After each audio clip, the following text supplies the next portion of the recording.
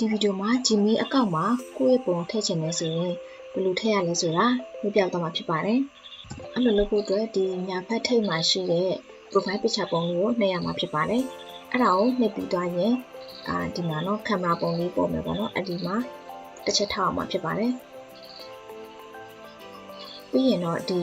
ဘယ်ဘက်အောက်နာလေးမှာ change ဆိုတာရှိတယ်အဲ့ဒါကိုနှိပ်ရမှာဖြစ်ပါတယ်။ပြီးရင်ဒီကွန်ပျူတာပေါ့နော်။ကိုပုံကိုဖြစ်မှာဖြစ်တဲ့အတွက်ကွန်ပျူတာထဲမှာကိုပုံကဏ္ဍတင်ထားနေပေါ့နော်အဲ့ဒီနေရာကိုသွားမှာဖြစ်ပါတယ်အခုဒီမှာကျမက